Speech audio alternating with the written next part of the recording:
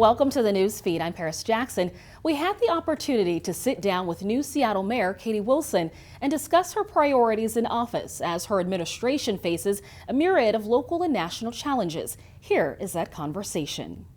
First and foremost, Mayor Wilson, thank you so much for joining us. Very good to be here, Paris. You've worked for a long time as an organizer, and now you're the mayor. It's been more than a month. How have your views evolved from the campaign to now the front lines of decision making?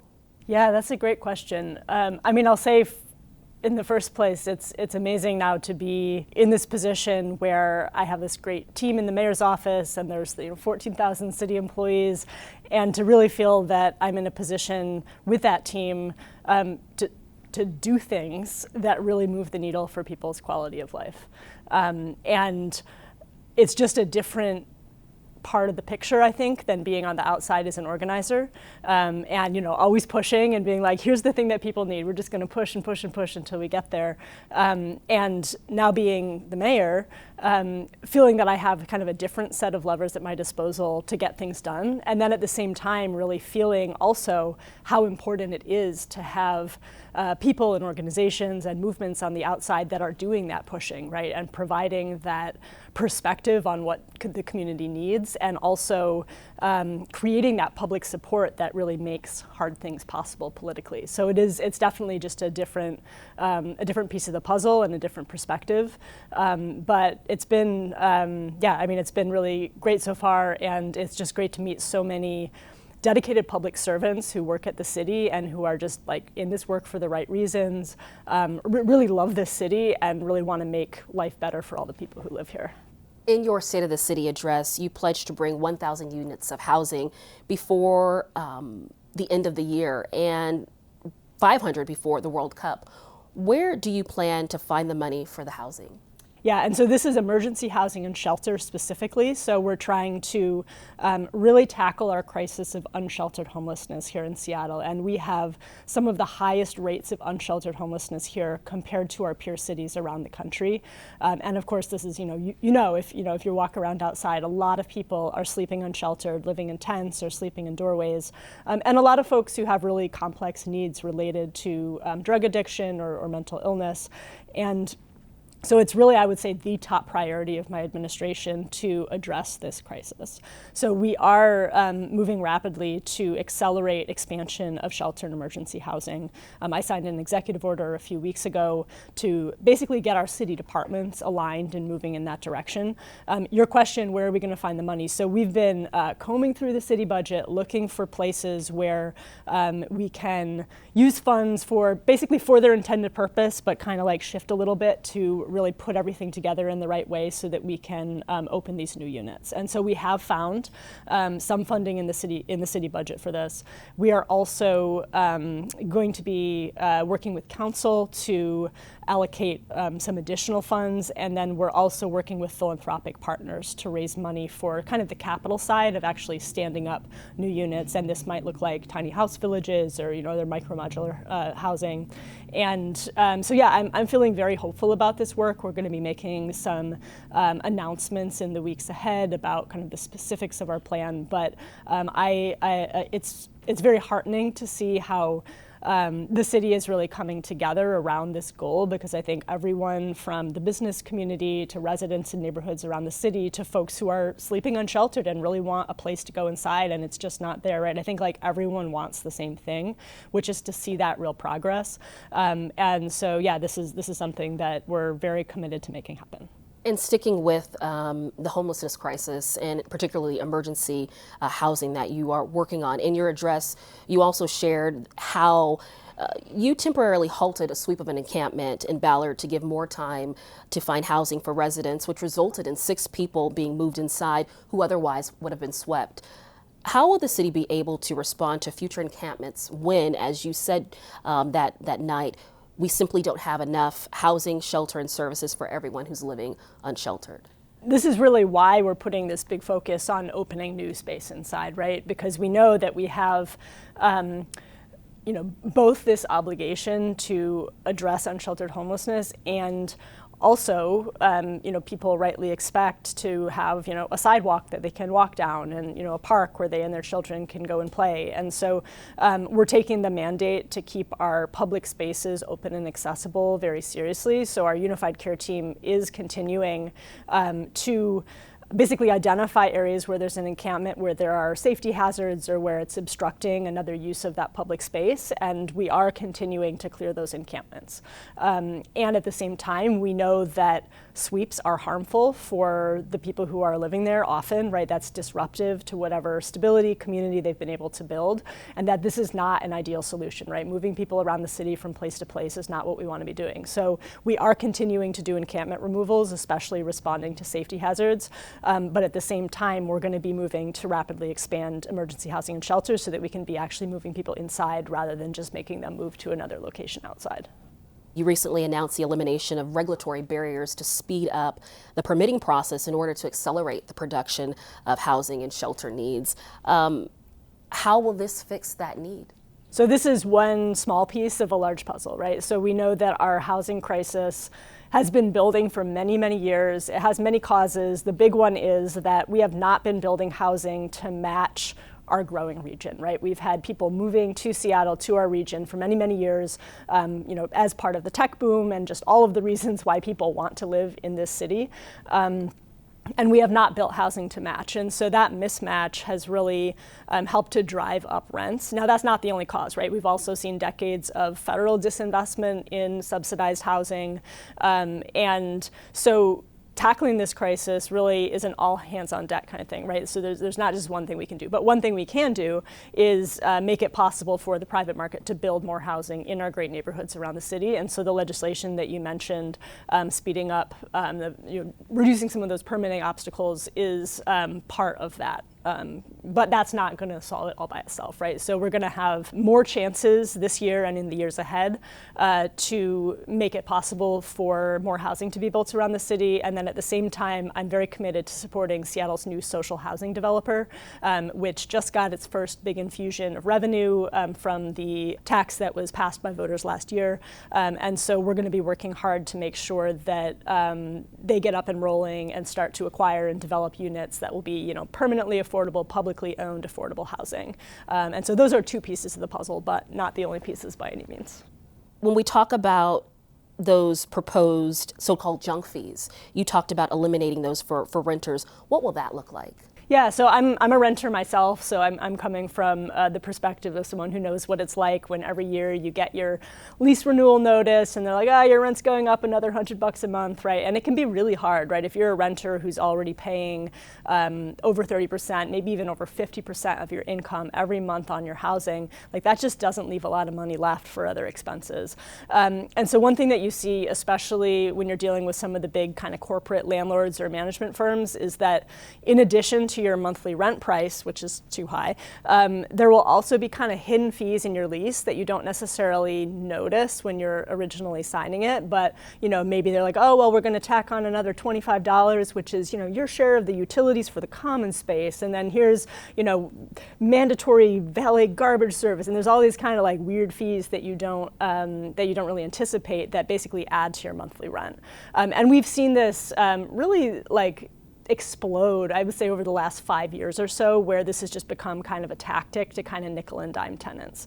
And so what we're looking at is legislation that would ban or regulate a lot of these fees so that as a renter, you kind of know what you're getting into when you sign that lease.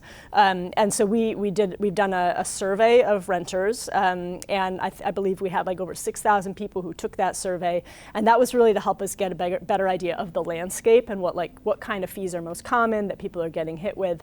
And so now over the coming weeks and months, we're going to be developing that legislation, working with council members, obviously also talking with landlords, property management firms to understand their perspective. But we're hoping to come out with some really strong legislation that will help to rein in some of those costs for renters. There was a lot of criticism about the lack of accountability in the Seattle Police Officers Guild contract, which was signed under the previous administration. Is there anything you can do to push for stronger police accountability? Yeah, I mean, we're going to be working with the city's accountability bodies to figure out what we can do. And obviously, we are constrained within the police contract for the next few years until that comes up for renegotiation.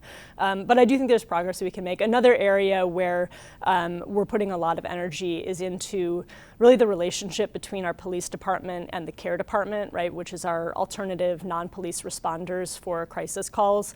This is really becoming like a national best practice, right, realizing that not every single call requires a police response, and sometimes a police response is actually harmful.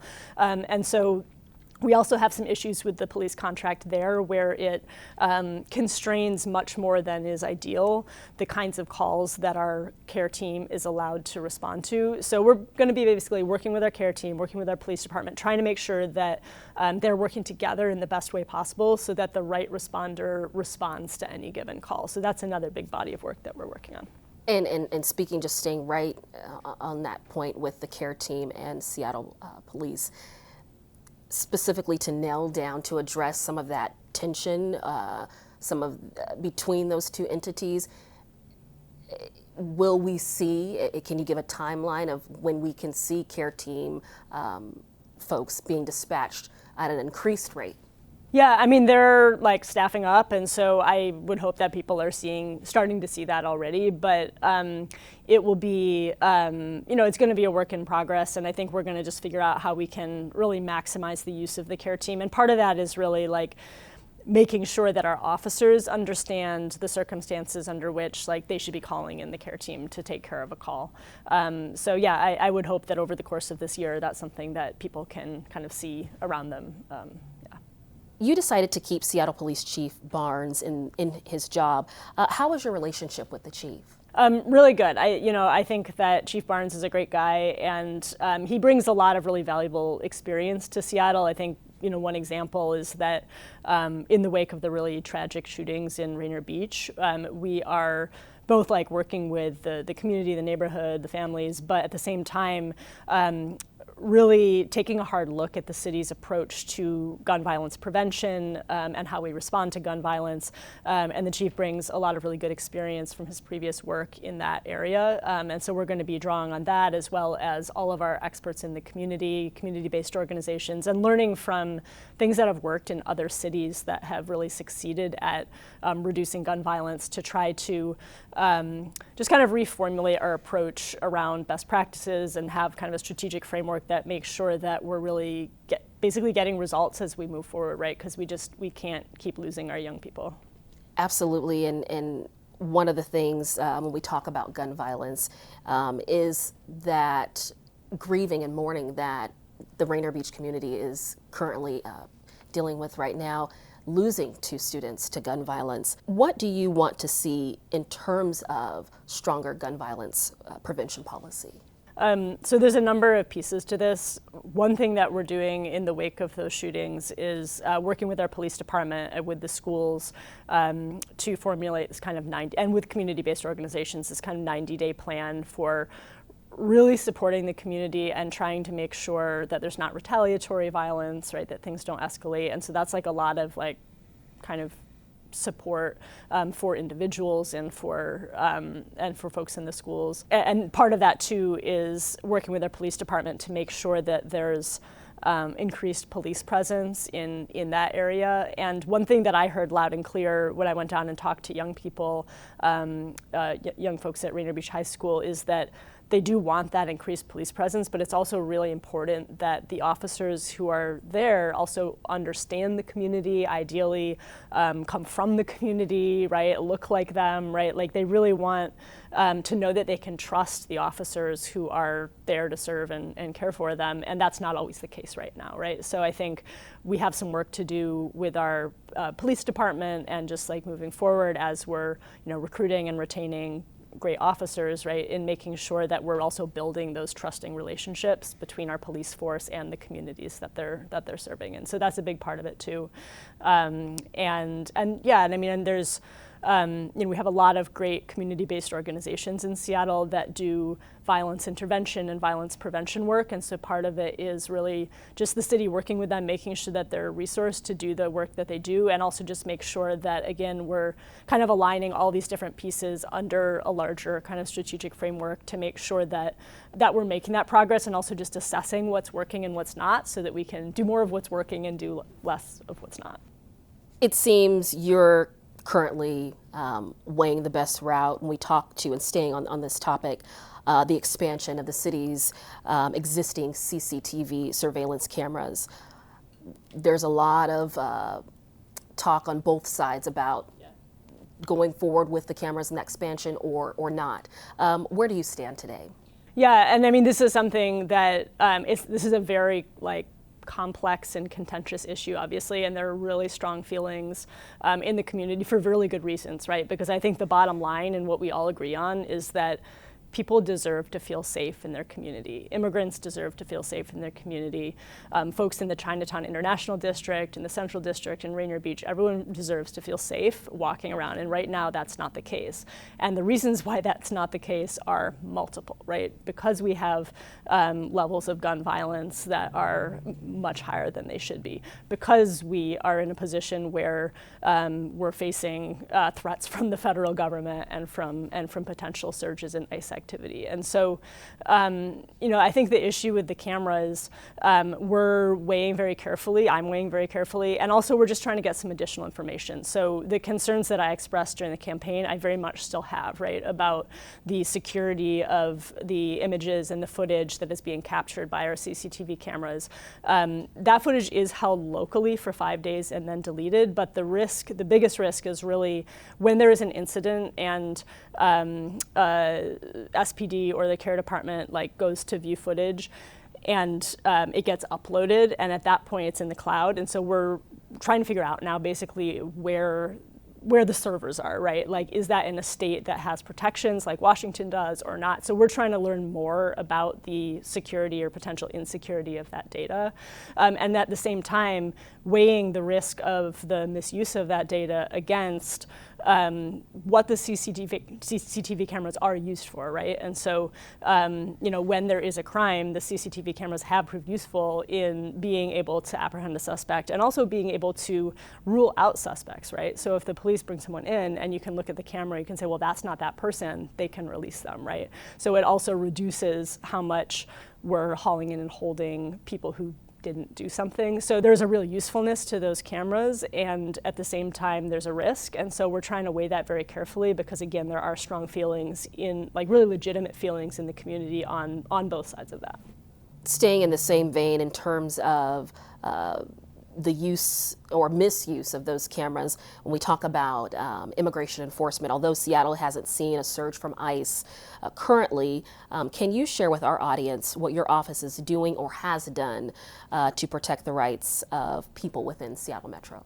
Yeah, absolutely. So, I signed an executive order, and we've taken some actions to try to better protect our communities, right? So one of the things that we've done is provide much clearer guidance around the role of our police department regarding ICE. And so basically directing police to record potentially criminal ICE activity. And I think this is something that's really important when we think about how are we actually going to hold people responsible for what they're doing in our community. We've also invited small businesses, other private institutions to join us in not allowing ICE to stage on their property, to making it clear that this is a private space where ICE cannot come in without a warrant.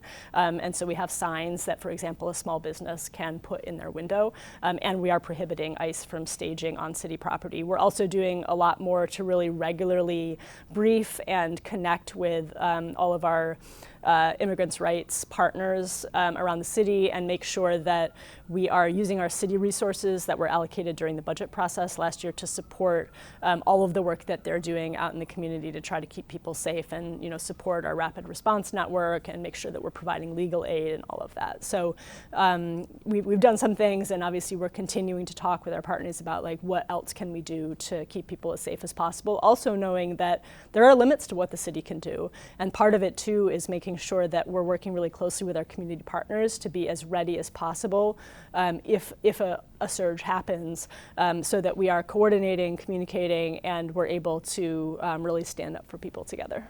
You recently had a staffer that came back from Minneapolis. That's right, yes. What did that staffer bring back that may be applicable or beneficial for Seattle? Yeah, I mean, I think, he met with elected officials there, some of the council members, and then with a lot of the community organizations that were doing the work on the ground. And I think he came back really impressed by kind of the infrastructure that had been created from the ground up there for by communities to keep people safe. And so really, I think a big lesson was just the importance of that really consistent collaboration and communication between the city government and like neighborhood-based organizations and the immigrants' rights groups. And so we're really taking that to heart and trying to make sure that we're building those relationships now, and that also we just have a really clear plan and protocol in place, and we have like lots and lots of paper that tells us like, here is exactly what we are going to do in this case, in this case, in this case, depending on kind of the nature and the scale of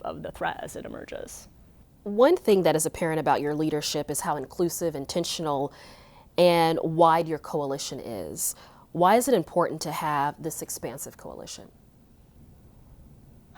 I mean, to me, this comes out of my background as a community organizer and a coalition builder. And I mean, really what's like philosophically at the root of the work that I've done my whole career is believing that like people need to be involved in the decisions that affect their lives, right? That is where the change happens, right? That is how you drive change, right? Is by having ordinary people engaged in understanding like how government works, right? This is democracy. How are these decisions made? How are these policies passed that end up affecting my daily life? And that's something that people don't normally like go through their daily lives thinking about, but it's so important. And so for me, it's just really important that we're trying to change the relationship between our city government and constituents, right, to something that's more participatory. That's why, the slogan of my campaign, and now I guess my administration, is like, this is your city. Like, I really want people to feel that not just that Seattle is their city, but that this city government is their city government. And so we're trying to really put that into action. And we actually just wrapped up our transition process, right, which is, normally a transition process, you get like 50 people in a room and they give you their recommendations. Well, what we did was we actually created a transition team that was tasked with going out and talking to people across the city. And so we had like 2,000 people ultimately involved in this process of basically giving us recommendations about like what should our administration be doing in all these different areas. And so that kind of really collaborative, like reach out, bring people in, like that's what I want to be doing throughout my time in office. Seattle is one of a number of cities that draw critique from the president and others on the federal level, as well as in the national conservative media. Whether it's for our sanctuary policies or city ordinances, how do you plan to deal with that kind of attention and also keep in mind the attention from just a national perspective, the view that folks have about Seattle? I mean, I'm the mayor of Seattle. And so I really view my job as to do what is best for our city and to keep my attention and my work focused on what are the things that we can do here to get real results that improve people's lives. And so for me, that means that I don't want to get too distracted by all the chatter, whether that's chatter on social media, whether that's chatter coming from the White House, right? And so I'm really trying to stay focused, and obviously if something happens that we have to respond to, like a surge in ICE activity, we are here and we are ready to respond. But for the most part, I'm not here to get into shouting matches with whoever it is that is criticizing Seattle. Now, I do think it's important that we can tell a really strong story about ourselves, about our city, about what we stand for, and I think we can do that, right? And so that's kind of like, which can kind of indirectly combat, I think, some of the noise out there about what Seattle is. But for the most part, I'm just really focused on our city. Thank you so much for your time. Thank you. Appreciate it. Thank you. I'm Paris Jackson. Thank you for watching the Newsfeed, your destination for nonprofit Northwest news. Go to CascadePBS.org for more.